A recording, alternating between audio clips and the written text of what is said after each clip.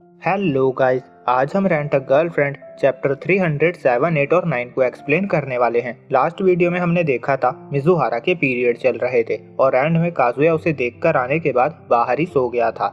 सुबह वो उठता है और सोचता है मैं किचन में ही सो गया था क्योंकि मैं मिजुहारा के पास रहना चाहता था ताकि जब वो आवाज लगाए तो मैं हेल्प के लिए जा सकूं। और वो बिस्तर देखकर हैरान हो जाता है। वो सोचता है मुझे याद नहीं, मैं बिस्तर भी बाहर लाया था, क्या ये मिजुहारा लाई?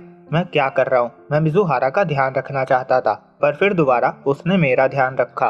फिर वो दलिया लेकर किचन में जाता है। वहाँ मिजुहारा थी। वो कहती है जब मैं सुबह उठी तो मुझे बहुत तेज भूख लग रही थी तो मैं दलिया लेने आ गई। तुमने तो बहुत ज्यादा बनाया है। कासुया सोच रहा था ये कल रात से पूरी तरह डिफरेंट लग रही है। ये नॉर्मल हो चुकी है पर मुझे उस बारे में बात नहीं करनी चाहिए, उसे भूल जाना ही बेहतर होगा। तभी मिजुहारा कहती है कल के लिए थैंक्स और परेशान करने के लिए सॉरी। काजुया कहता है सॉरी क्यों कह रही हो? तुमने कुछ गलत नहीं किया, मैं सीरियस हूँ, मैं तुम्हारे लिए कुछ करना चाहता था। और वो पूछता है तुम ठीक हो? मिजुहारा कहती है हाँ, तुम्हें याद है ना मैंने कहा था स्टार्टिंग के कुछ दिन ही प्रॉब्लम होती है। काजुया खुश हो जाता है। फिर याईमोरी वापस आती है। वो काजुया के साथ रूम में थी और पूछ रही थी कल रात तुम उसके साथ अकेले थे, रात कैसी रही? कासुया कहता है तुमने हमें अकेला छोड़ा। याईमोरी कहती है मैं उसके भले के लिए ही गई थी। कासुया कहता है उसे सबसे कम प्रॉब्लम तुमसे ही है, वो बहुत मिजरेबल लग रही थी। याईमोरी कहती है कोई बात नहीं, मैंने भी ज्यादा एक्सपेक्ट नहीं किया था कि तुम दोनों के बीच कुछ हो सकता है। कासुया बताता है कैसे उसने मिजुहारा को दलिया दिया और फिर चॉकलेट स्नैक्स लाया। याईमोरी कहती है मैं सरप्राइज हूँ, मैंने कहा था ऐसे टाइम अकेले रहना नॉर्मल है पर इससे पता चलता है कि वो तुम्हारे आसपास रहने से कितना कंफर्टेबल है। कासुया कहता है हवा में बातें मत करो। दूसरी तरफ मिजुहारा शावर ले रही थी और उसे कल रात वाली कासुया की मेमोरीज याद आ रही थी। अगले सीन में वो बाहर जा रही थी और कह रही थी मैं लेट हो जाऊंगी। कासुया सोचता है इसने बहुत एफर्ट किए हैं, स्कर्ट और अच्छे से रेडी हुई है, इयररिंग्स भी पहनी है। वो पूछता है शो के लिए जा रही हो ना, ज्यादा काम मत करना। मिजुहारा कहती है रेंटल डेट पे जा रही हूँ। कासुया हैरान हो जाता है। वो कहता है सॉरी, अपना बेस्ट करना। उसके पसीने छूट रहे थे।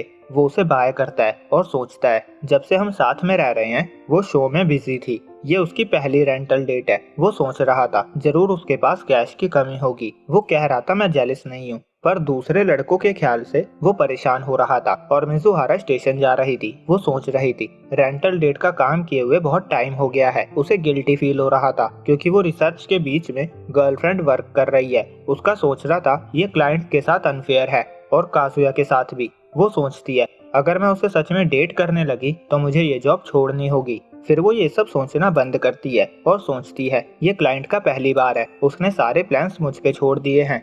वो मीटिंग प्लेस पे पहुंचती है और दादी को वहां देखकर हैरान हो जाती है। और हम एक फ्लैशबैक देखते हैं जिसमें दादी मिजुहारा की फैन बुक देखती रहती थी। वो काजुया से कहती थी ये सब तुम्हारी वजह से हो रहा है क्योंकि तुम हमेशा बहाना बना देते हो और मुझे मिजुहारा से नहीं मिलवाते। काजुया का सोचना था ट्रिप के बाद से मिजुहारा से गर्लफ्रेंड बनने का नाटक के लिए बोलना मुश्किल है और वो दादी को नेक्स्ट टाइम बोल दिया करता था। सीन वापस प्रेजेंट में आता है। मिजुहारा सोच रही थी दादी यहाँ क्या कर रही है, यहाँ तो मेरे क्लाइंट को होना चाहिए था। दादी कहती है सॉरी मिजुहारा, मैं तुम्हें सरप्राइज नहीं करना चाहती थी। मैंने जितनी बार काजुया से कहा तुमसे मिलवाने के लिए उसने बहाना बना दिया तो मैं खुद को रोक नहीं सकी। मैं खुश हूँ कि 77 ईयर की बुढ़िया के अगेंस्ट कोई रूल नहीं है।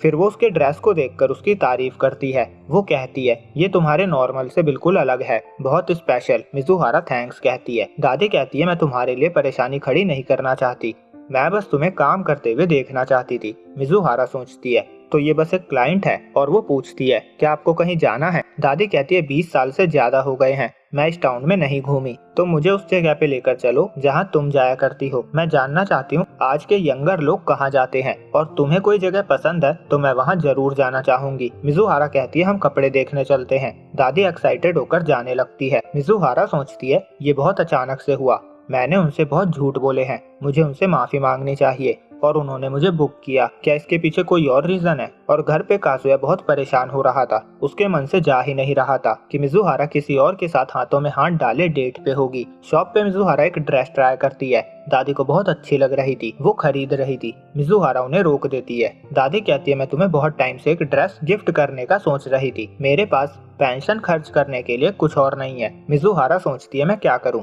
एजेंसी ने गिफ्ट एक्सेप्ट करने को कहा है। वो गिफ्ट एक्सेप्ट करती है और थैंक यू कहती है। दादी कहती है नॉनसेंस, मेरा पर्स तो खुशियों से भर रहा है। वो और घूमते हैं और दादी कहती है यहाँ तो शॉप्स ही शॉप्स है, और हर शॉप पे डिफरेंट ब्रांड्स हैं। मिजुहारा उन्हें शॉप के बारे में बताती है, कहाँ से डेट के लिए कपड़े मिलते हैं, कहाँ से शादी के लिए और कहाँ से कैजुअल डेट के लिए, और कहाँ से स्टाइलिश स्वेटर और फैशन का सामान मिलता है। दादी कहती है वाओ, तुम तो बहुत कुछ जानती हो। मिजुहारा कहती है सब कुछ मेरी जॉब की वजह से है। दादी कहती है मैं खुश हूँ कि मैं तुम्हारे साथ आई हूँ। नॉर्मली मेरे पास यहाँ आने का कोई रीजन नहीं होता। मिजुहारा बताती है यहाँ ओल्डर वुमेन के लिए भी ब्रांड है, आप पे वो बहुत अच्छे लगेंगे। वो फोर्स करके उन्हें ले जाती है। दादी एक ड्रेस ट्राई भी करती है। मिजुहारा कहती है ये बहुत अच्छा लग रहा है। दादी खरीद रही थी। मिजुहारा कहती है मैं ये आपको गिफ्ट कर रही हूँ। दादी कहती है रहने दो, मैं खुद खरीद लूंगी, मैंने वैसे भी कोई उम्मीदें नहीं रखी है। मिजुहारा को अपनी दादी की यादें आती है, जब वो पूछा करती थी मुझे कौन सा लेना चाहिए,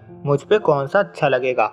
अब दोनों वहाँ से बाहर आते हैं। दादी कहती है तुम जो भी मुझे रिकमेंड करोगी मैं उसे लेने से खुद को रोक नहीं सकती। मिजुहारा सोच रही थी दादी नॉर्मल लग रही है, शायद ये बस मुझसे मिलने ही आई थी और कोई रीजन नहीं था। अगर ये बात है तो बहुत बुरा होगा अगर मैं उनका दिन अच्छा नहीं बना पाई। दादी पूछती है अब कहाँ जाना है। मिजुहारा उन्हें आर्केड लेकर जाती है। दादी वहाँ गेम भी खेलती है और मामी दोनों को देख लेती है। वो सोचती है ये दोनों अभी भी साथ में हैं, पर ये इतनी सारी जगह होते हुए आर्केड में क्या कर रहे हैं, शायद काजुया नहीं आया है। अगले सीन में मिजुहारा और दादी कैफे में थी। दादी कहती है आज बहुत मजा आया, वो एक डॉल भी जीती थी। फिर वो मिजुहारा को उसकी पेमेंट देती है। मिजुहारा सोचती है मुझे ये एक्सेप्ट करना ही होगा और दादी कहती है मेरा यहाँ आने का रीजन था तुमसे माफी मांगना। वो कहती है आज तुम्हें देखने के बाद मैं समझ गई रेंटल गर्लफ्रेंड का क्या काम है। आज मैं तुम्हारे साथ जहाँ जहाँ गई मुझे मेरे स्कूल डेज याद आ गए। ये सच है कि जब मैंने पहली बार सुना था तुम रेंटल गर्लफ्रेंड हो, मैं शॉक हो गई थी। मैंने तुम्हारे ट्रू नेचर को अवॉइड कर दिया था, पर जब मैं शांत हुई तो मुझे रियलाइज हुआ वो मेरी घटिया जजमेंट थी। इसके लिए मुझ पे शेम है, सॉरी। मैंने सिर्फ तुम्हें जॉब के बेस पे जज किया। वो बताती है सायूरी के साथ हॉस्पिटल में मेरी उससे थोड़ी बातें हुई थी। उसने कहा था वो फ्यूचर में तुम दोनों को एक साथ देखती है और तुम्हारे बच्चे भी होंगे। मैंने उससे कहा था मैं भी सेम फील करती हूँ और मैं अभी भी वो सब देखती हूँ। मैं तुम्हें शादी के जोड़े में देखती हूँ और काजुया तुम्हें अपनी वाइफ बनाने के लिए रेडी है। अब रात में काजुया रूम में ही बैठा था। मिजुहारा घर आती है। काजुया सोचता है ये उसका जॉब है, पर मैं इस बारे में सोचना बंद नहीं कर पा रहा हूँ।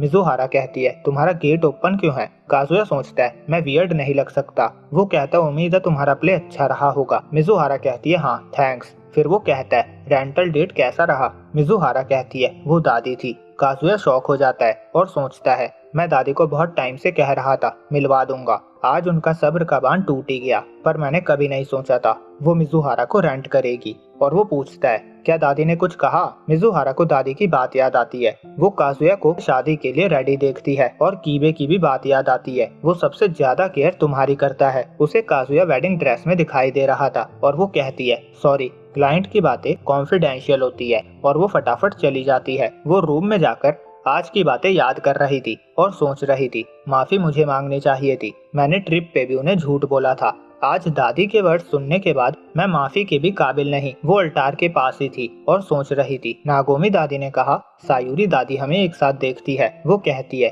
दादी आप और क्या क्या बातें करती थी। दूसरी तरफ काजुया कह रहा था क्या ये कॉन्फिडेंशियली ग्रैंडसन पे भी अप्लाई होता है। और इसी के साथ चैप्टर 309 एंड होता है।